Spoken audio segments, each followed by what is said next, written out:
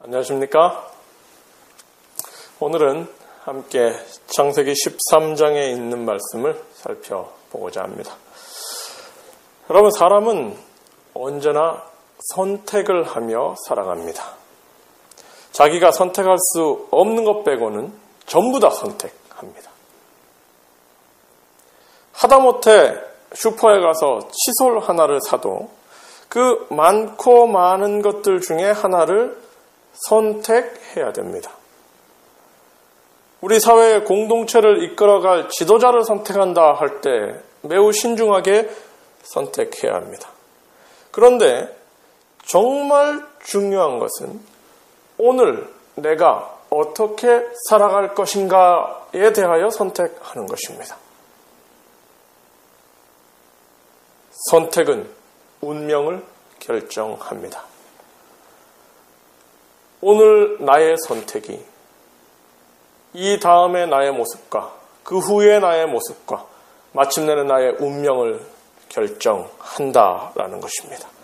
오늘 우리가 살펴보는 창세기 13장을 보면 아브라함의 선택에 대한 말씀입니다.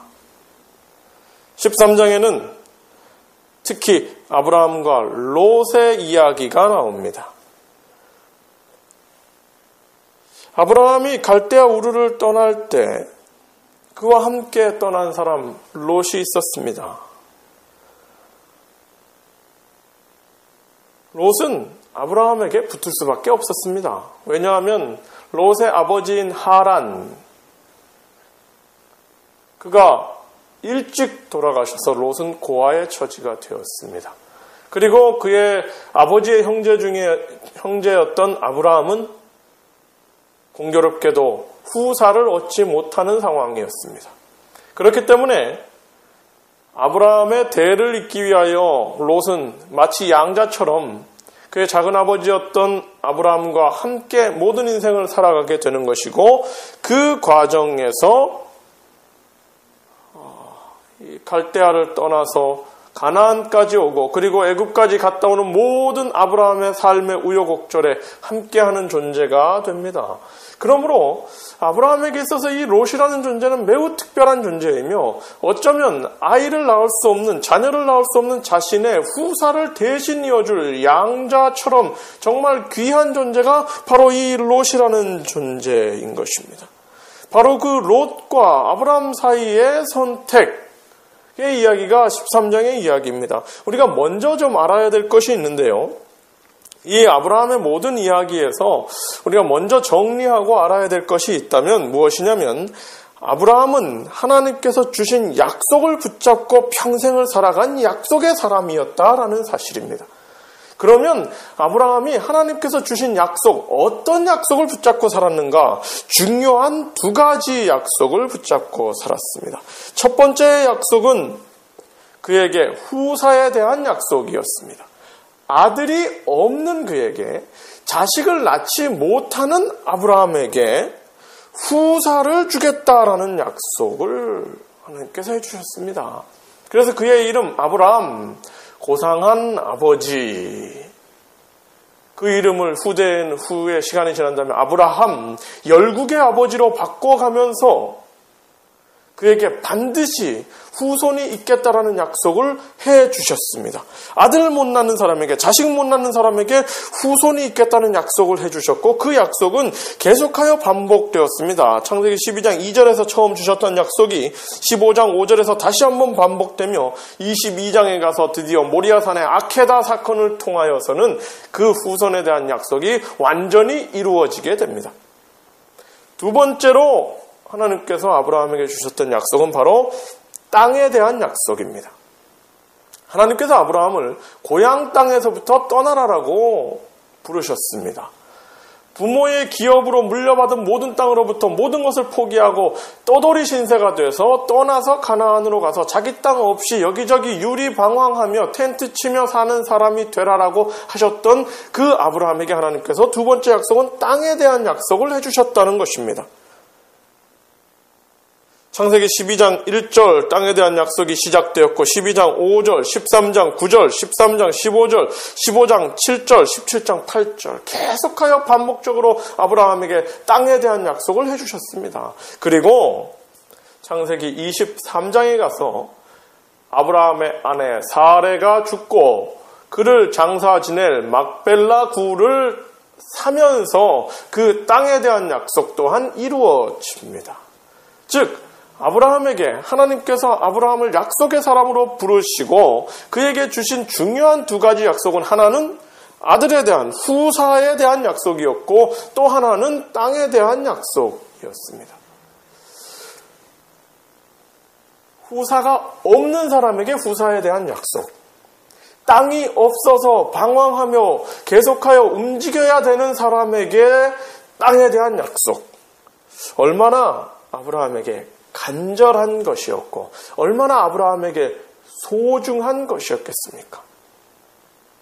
그런데 오늘 13장은 바로 아브라함의 그렇게 소중한 약속들에 대한 아브라함의 자세가 나옵니다. 우리 13장의 이야기를 들어가면서 먼저 이 13장의 아브라함의 선택에서 그 선택의 이유를 먼저 생각해 보고자 합니다. 13장 1절부터 쭉 이야기를 보면 아브라함이 애굽에서 나와서 큰 재산을 가지고 나오고 점점 재산이 불어나서 이제는 그가 있는 땅이 부족할 정도가 되었습니다. 그런데 함께 왔던 롯의 목동들과 아브라함의 목동들이 자꾸 부딪히는 일들이 생기게 됩니다.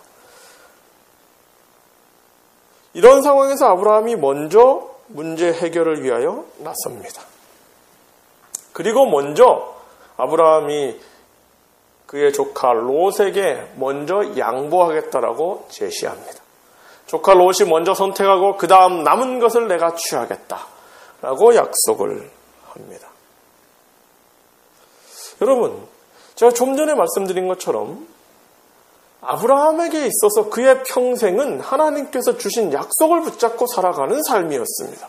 그 하나님께서 주신 그 약속 중에 중요한 하나가 바로 그에게 허락하신 땅에 대한 약속이었습니다. 그런데 지금 아브라함은 그 조카 롯 앞에 하나님께서 약속하신 그 땅에 대하여 양보하고 있습니다. 네가 먼저 선택하라고 제시하고 있습니다. 아브라함의 선택의 이유에 대해서 먼저 우리가 생각할 것은 아브라함의 인간성입니다. 부자와 선지자 12장 가나안의 아브라함 장면에는 이렇게 표현되어 있습니다. 비록 하나님께서 친히 온 땅을 그에게 주셨음에도 불구하고 그는 공손히 이 권리를 양보하였다. 여러분, 하나님께서 아브라함에게 주신 권리, 하나님께서 아브라함에게 주신 약속, 하나님께서 아브라함에게 허락하신 복, 그것을 지금 아브라함이 양보하고 있는 것입니다. 아브라함의 인간성이란 바로 이런 것입니다. 하나님의 약속까지도 양보할 수 있는 사람. 여러분, 저는 이 아브라함의 인생을 자꾸 살펴보면서요, 믿음의 조상이었던 아브라함이 신앙적으로 어떤 특별함이 있기 이전에 인간적으로 매우 가치 있는 한 사람이었다는 생각을 하게 됩니다. 가끔 신앙은 인간성이라는 생각을 합니다. 만약 아브라함이 그 좋은 믿음으로, 그 좋은 신앙으로, 하나님의 약속에 대하여 붙잡음으로 롯에게 그 땅을 양보하지 않았더라면, 만약 아브라함이 롯을 불러다가 야 조카 롯아, 내가 평생 너를 키워왔었고 너를 지금까지 도와줘서 롯은 너의 재산이 지금 이만큼 이렇게 됐는데 지금 너의 목동과 나의 목동들이 땅이 좁아서 자꾸 부딪히니 네가 가라 하면서 조카 롯을 쫓아보냈더라면 아브라함의 신앙이, 하나님을 믿는 아브라함의 신앙이 가치 있게 나타났겠습니까? 이 13장의 내용에 보면 그들이 그렇게 해서 땅 때문에 조카 롯과 아브라함의 가족들이 서로 부딪히는 모습을 그 주변의 다른 사람들이 보고 있었다고 표현하고 있습니다. 그 보고 있었던 사람들에게 만약에 아브라함이 조카 롯에게 하나님의 약속이 있었으니 이 땅에 대해서는 하나님께서 나에게 주시겠다고 약속했으니 네가 가라라고 이 롯을 쫓아냈더라면 아브라함의 믿음, 아브라함이 예배하는 모습, 아브라함이 가는 곳마다 단을 쌓는 모습 다 소용없이 날아갔을 것입니다. 근데 아브라함은 조카 롯에게 그 땅을 양보합니다. 여러분, 신앙이 일어나는 것은요, 인간성이 좋아야 합니다.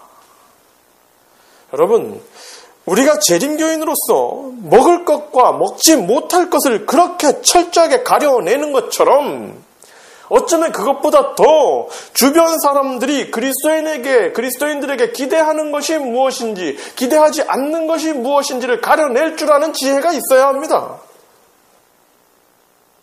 우리가 재림을 기다리는 사람들로서 종말론에 성경이 우리에게 제시하는 종말론과 종말의 사건들에 정통한 것처럼 주변 사람들의 아픔에도 정통할 수 있는 사람들이 되어야 합니다. 그것이 우리의 신앙을 아름답게 하는 것입니다. 그리스도인을 아름답게 하는 것은, 그리스도인의 신앙을 귀하게 보이도록 하는 것은 우리가 가진 성경에 대한 해박한 지식이나 교리에 대한 정통함이나 교회에 대한 엄청나게 헌신하는 그 헌신 이전에 주변 사람들을 배려할 줄 알고 그 사람들에게 양보의 미덕을 갖춘 우리의 인간성의 모습이 우리의 신앙을 아름답게 나타낼 수 있는 것입니다. 여러분, 우리가 주변 사람들을 배려할 줄 알고 주변 사람들 앞에 양보할 수 있고 그들의 삶의 필요를 채워줄 수 있고 내 것을 고집하는 사람들이 아니라 다른 사람들 앞에 양보할 수 있는 인간적인 매력을 가진 사람들, 바로 그런 신앙인들이 우리가 되기를 간절히 바랍니다. 우리가 좀 더 들어가서요, 아브라함이 제시한 싸우지 말아야 될 이유를 살펴보면 8절에 나옵니다.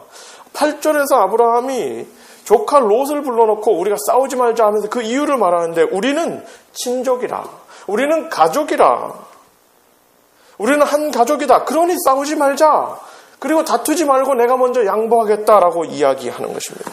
여러분, 우리가 하나님을 섬기니까, 우리가 성경을 보는 것이니까 그런 것까지 말할 필요도 없이, 우리가 교회에 다니니까 이런 것까지 말할 필요도 없이 그냥 우리는 가족이니까 더 이상 싸우지 말고 서로 양보하고 내가 먼저, 어른이 먼저 양보하겠다는 이 자연스러운 모습을 보여주고 있는 것입니다. 여러분, 마찬가지입니다. 이와 같이 우리의 삶의 많은 문제들도, 우리가 그리스도인들이 이 땅을 살아가면서 겪는 삶의 많은 문제들도 어쩌면 굳이 신앙에서 이유를 찾지 않아도, 굳이 성경에서 해답을 찾으려 하지 않아도 그냥 인간적인 상식선에서 해결될 수 있는 일들이 너무나 많습니다. 여러분, 일반적인 문제들은 일반적인 상식으로 해결할 수 있는 그런 지극히 인간적으로 정상적인 사람들이 되면 좋겠습니다. 일반적인 문제들을 일반적인 상식으로 해결하지 않고 오히려 바뀌어서 일반적인 문제들을 가지고 가족을 사랑하라는 이 지극히 일반적인 문제들을 가지고 신앙의 기준을 잘못 적용하면 그것이 매우 큰 문제가 되기도 합니다. 그게 대표적인 예가 마가복음 7장에서 예수님께서 언급하신 고르반에 대한 것입니다. 자녀가 부모를 공경하고 부모가 물려주신 유산을 잘 지켜 그것을 가지고 부모를 공경하는 것은 지극히 상식적이고 인간적인 것인데, 거기에 신앙적인 욕심이 들어갔을 때 하나님 앞에 바치면, 하나님께 바치면 부모를 봉양하지 않아도 된다라는 희한한 비인간적인 이상한 비상식적인 결론을 만들어내는 것이 신앙의 가장 큰 문제였습니다. 여러분, 성경을 보십시오. 예수님께서 태어날 때 베들레헴에서 그 한 여관집 주인의 태도. 그 여관집 주인이 예수님 일행에게 방을 내주지 않아서 예수님이 어디서 태어납니까? 마구간에서 태어납니다. 여러분, 그때 그 여관집 주인에게 필요한 것은 메시아가 언제 오실 것인지, 그 메시아가 오늘 베들레헴에서 태어날 것인지에 대한 대단한 신앙적인 이해, 성경적인 이해, 그것까지 필요도 없었습니다. 그냥 만삭에 배 나온 여인이 곧 아이를 낳을 때가 됐을 때 그 아이 낳아야 될 여인에게 좀 편안한 좋은 방을 제공하는 지극히 인간적인 바른 선택 하나가 그에게 필요했던 것입니다. 이거 지금 대목인데, 호적조사 때문에 대목이라서 좋은 방은 다 비싸게 팔 수 있는데, 이 가난한 사람들이 애 낳는다고 그 방 하나 차지하면 다른 사람들한테도 피해가 될 것이고, 지극히 계산적인 것들 때문에 예수님의 일행을, 그 요셉과 마리아의 일행을 마구간으로 보낸 것이 아닙니까? 여러분, 선한 사마리아인의 이야기를 보십시오. 선한 사마리아인의 이야기에서 그 선한 사마리아인이 강도 만난 자를 구원할 때, 이 강도 만난 사람을 구원함으로 예수님께서 내 이야기를 성경에 기록하시고, 이 강도 만난 사람을 내가 고쳐줌으로 인해서 사마리아인도 좋은 사람이라는 것을 가르쳐줘야겠다라는 대단한 사상과 대단한 희망을 가지고, 대단한 철학을 가지고 그 일을 한 것이 아니라 그냥 여행 중에 불쌍한 사람을, 고난에 처한 사람을 도와주는 지극히 인간적인 선행 하나가 그를 위대한 믿음의 표본으로 바꿔놨던 것입니다. 여러분, 구레네 시몬의 이야기를 보십시오. 그가 그 십자가에 대해서 어떤 이해를 했겠습니까? 예수님께서 지고 가는 그 십자가에 대해서 그가 어떤 이해를 했겠습니까? 다른 사람들 다 도와주지 않으려 할 때 억지로 졌지만 그가 그 죽어가는 사람이라 할지라도 그의 그 힘든 것에 동참하여 내가 남의 십자가를 대신 져주겠다는 지극히 인간적인 도움의 손길 하나, 그것이 구레네 시몬을 믿음으로 이끌었고 그 시몬의 자녀들이 초대교회의 지도자로 성장할 수 있는 배경이 된 것입니다. 여러분, 좋은 신앙은 어떤 성경에 대한 해박한 지식이나 어떤 특별한 신앙적인 결단에서 나오는 것이기 이전에 좋은 인간성에서 나옵니다. 작은 인간성들이 모여서 좋은 신앙을 만들어내는 것입니다.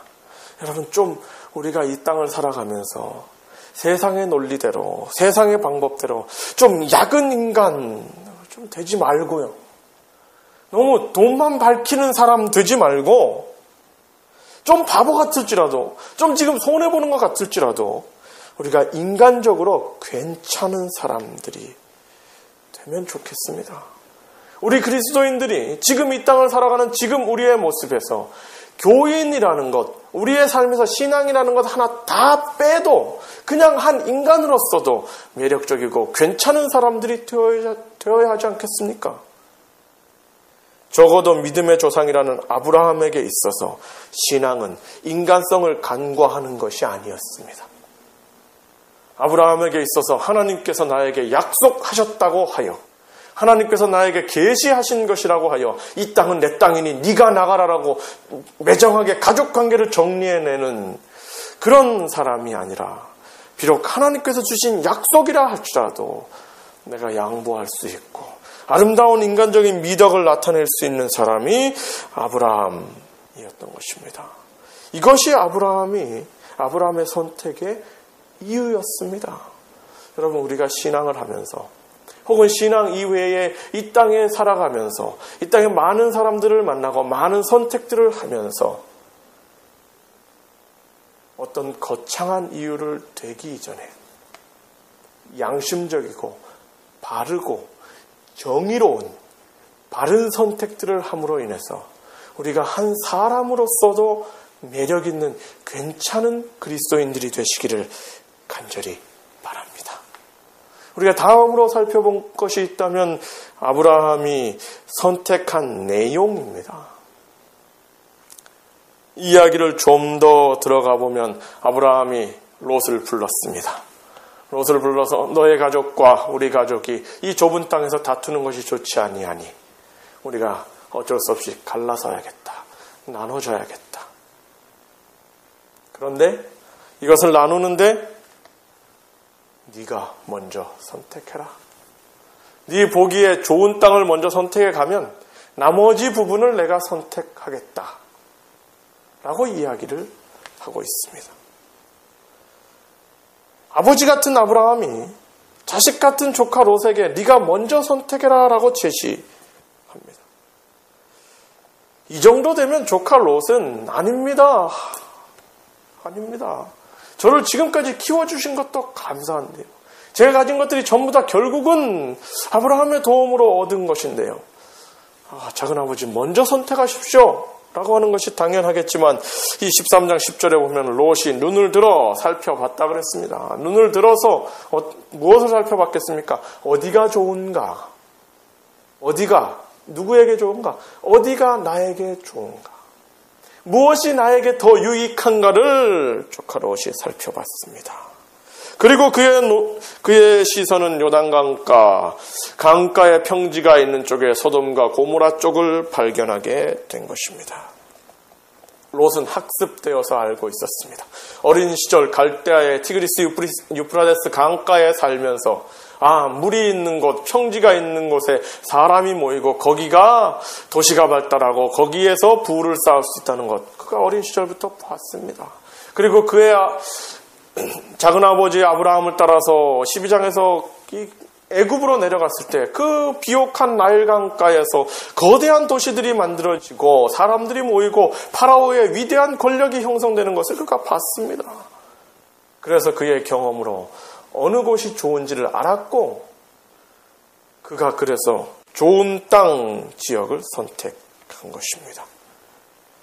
그리고 아브라함은 그 좋은 땅을 양보하고 숲풀이 우거진 헤브론 지역으로 더 산지로 고원 지역으로 이동해 갑니다. 아들 같은 롯에게 좋은 땅을 보내고 좋은 땅을 양보하고 아브라함은 다른 곳으로 갑니다. 여러분, 여기서 롯의 선택의 내용과 아브라함의 선택의 내용은 철저하게 다르게 나타납니다. 롯은 철저하게 환경을 바라보고 나의 유익을 바라보며 바른 선택이라고 생각하는 좋은 선택을 하였습니다. 아브라함은 그 반대의 선택을 했습니다. 아브라함이 한 그 반대의 선택의 내용을 자세히 살펴보면 아브라함은 환경을 따라간 것이 아니라 하나님의 말씀을 따라서 선택했다는 것입니다. 롯을 떠나보내는 것은 더 이상 법적인 양자로 나의 후손을 두는 것이 아니라 사라를 통하여 나의 후손을 두겠다는 하나님의 약속에 대한 그의 믿음의 표현이었던 것입니다. 기름진 좋은 땅이 아니라 숲을 가득한 산지를 향하여 가는 것은 어느 곳에 가든지 하나님께서 나와 함께 하신다는 약속에 대한 믿음의 표현이었던 것입니다.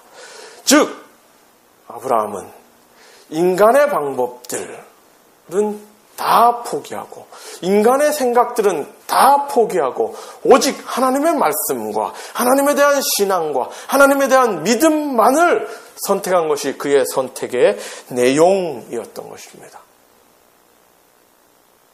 이와 같이 매일매일을 우리가 선택 속에 살아갑니다. 여러분, 우리도 어떤 선택을 하시겠습니까? 우리도 이 땅을 살아가면서 롯처럼 학습되어져서 어떤 것이 좋은 선택인지 압니다. 어떤 것이 지금 나에게 유익한지를 알 것입니다. 어떤 선택을 하는 것이 앞으로 나의 재산을 늘릴 수 있고 앞으로 내 삶을 안락하게 할 것인지 알 것입니다. 그러나 여러분, 오늘 여러분 앞에 호소합니다. 환경을 바라보고 지금 나에게 유익한 것을 선택하기 이전에 하나님의 말씀을 보고 하나님에 대한 믿음을 가지고 말씀을 따라 선택하는 하나님의 사람들이 되시기를 주님의 이름으로 축원합니다. 환경을 따르는 것이 아니라 믿음을 따르는 것, 그것이 우리의 선택의 내용이 되어야 할 것입니다. 여러분 이제 더 들어가서 이 13장에서 선택의 결과에 대하여 보여주고 있습니다. 그 선택의 결과는 하나님께서 아브라함에게 새로운 힘을 주시는 것입니다.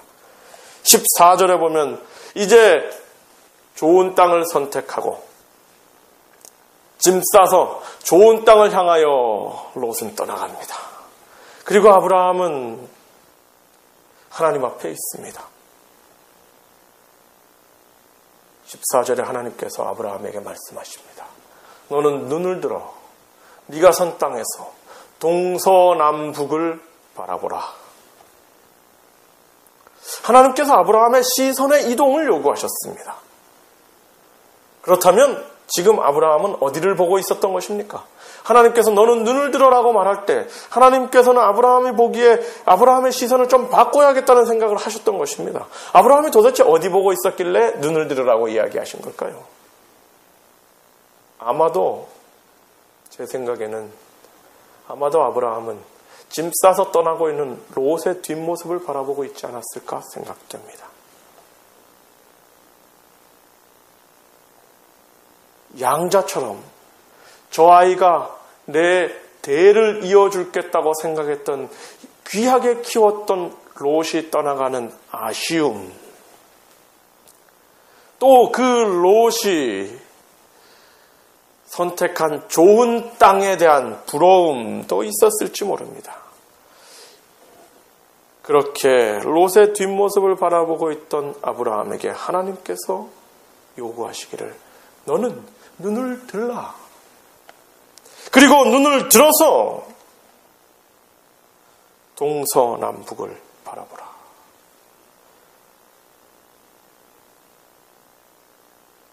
여러분, 사람은 누구나 자기가 주도적으로 선택한 선택에 대하여 반드시 후회를 한다고 합니다.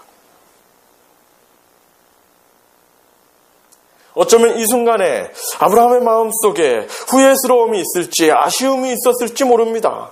그런데 하나님께서 그에게 요구하신 것은 이제는 그런 것, 지나간 선택에 매달리지 말고 지나간 선택을 바라보며 아쉬워하지 말고 눈을 들으라는 것입니다. 눈을 들어 어디를 보라는 것입니까? 먼저는 하나님 바라보라는 것이고요. 하나님께서 그에게 지시하시는 동서남북, 소돔과 고모라 쪽만 바라보고 살았는데 그것 말고 이제 동서남북을 바라보라는 것입니다. 새로운 가능성을 바라보라는 것입니다. 우리의 지나간 선택 속에 있었던 아쉬움에 매달리지 말고 새로운 길을, 새로운 지경을, 새로운 삶을, 새로운 세상을 바라보는 사람이 되라 라고 그에게 동서남북을 보라 라고 호소하시는 것입니다. 그리고 그에게 새로운 약속을 해주십니다. 이 보이는 동서남북의 모든 땅을 너에게 주리라 약속하시는 것이 15절의 약속입니다. 롯이 차지한 그 땅과는 비교할 수 없이 넓고 비교할 수 없이 아름다운 이 모든 땅을 너에게 주겠다. 하나님의 말씀을 따른 선택의 결과는 하나님께서 더 좋은 곳으로 채워주시는 것입니다. 16절에 가면 다시 이제 떠나간 롯에 대한 아쉬움을 하나님께서 다시 해결해 주십니다. 이제는 저 형의 아들 롯이 아니라 직접 너를 통하여, 너와 내 아내 사라를 통하여 난 네 자손을 통하여 후사가 온 세상에 충만하겠다는 약속을 또다시 16절에 주신 것입니다. 롯처럼 양자가 되어 법적으로 자기의 뒤를 이어야 될 롯을 떠나보내고 허탈한 아브라함에게 롯이 아닌 진짜 네 자식이 대를 잇고 온 세상에 가득하겠다라고 약속해 주십니다. 그래서 이제 17절에 이야기합니다. 너는 일어나라. 더 이상 주저앉아 있지 말고, 더 이상 지나간 선택에 후회하지 말고, 더 이상 떠나간 것에 마음 아파하지 말고, 더 이상 없어진 것에 아쉬워하지 말고, 이제 눈을 들고 일어나고 힘을 내서 힘차게 전진해보라. 이쪽으로 가든지 저쪽으로 가든지 네가 밟는 모든 땅을 너에게 주겠노라. 약속하시는 것이 하나님의 약속입니다.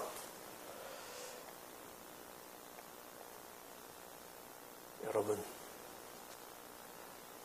우리가 이 세상을 살아가면서 많은 선택 속에 살아가는데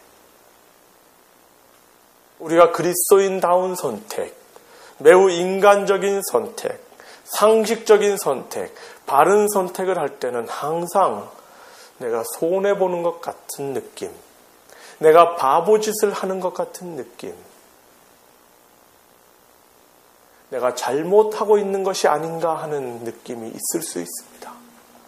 그러나 오늘 말씀이 우리에게 분명하게 보여주는 것은 하나님께서 우리에게 믿음의 선택을 하고 바른 선택을 하는 우리에게 하나님께서 보여주시는 것은 너는 눈을 들어 동서남북의 새로운 가능성을 보여주시며 그 자리에서 일어날 수 있는 힘을 주신다는 것이 하나님의 약속입니다. 바로 그것을 붙잡는 사람들이 되시기 바랍니다. 바로 그 하나님의 손을 붙잡고 여러분의 있는 자리에서 힘차게 일어나는 사람들이 되시기 바랍니다. 그리고 18절에 다시 아브라함이 그러했던 것처럼 다시 하나님 앞에 단을 쌓으십시오. 이 13장의 시작 부분에 아브라함이 그렇게 인간적인 좋은 선택을 할 수 있었던 것은 그가 하나님 앞에 단을 쌓는 사람이었기 때문이었습니다. 그리고 이 모든 선택 끝난 이후에 그가 다시 하나님 앞에 단을 쌓습니다.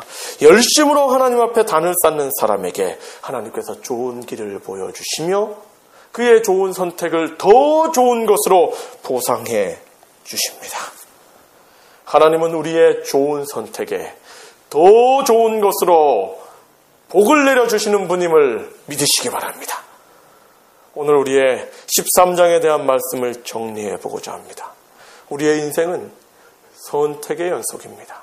지극히 사소한 작은 선택부터 매우 중요한 운명을 결정하는 위대한 선택까지 모든 것을 선택하며 살아갑니다. 아브라함처럼 바른 선택을 하는 성도들이 되시길 바랍니다. 아브라함처럼 우리의 선택의 이유가 지극히 상식적이고 지극히 바르고 지극히 인간적이고 지극히 정상적인 선택들을 하시길 바랍니다. 아브라함처럼 우리의 선택의 내용이 환경을 따라가고 내 이득을 쫓아가는 것이 아니라 하나님의 말씀을 따라가고 믿음을 쫓아가는 선택이 되시길 간절히 바랍니다. 아브라함에게 하나님께서 그러하셨던 것처럼 오늘 우리가 하나님 앞에서 바른 선택을 하고 살아갈 때에 오늘 우리가 하나님 앞에서 좋은 선택을 하고 살 때에 하나님께서는 더 좋은 복으로 우리를 채워주신다는 것을 믿게 되시기를 간절히 바랍니다. 이 마음을 가지고 오늘 하루도 좋은 선택을 하며 바른 삶을 살아가는 하나님의 사람들이 되시길 바라며 말씀을 줄이겠습니다.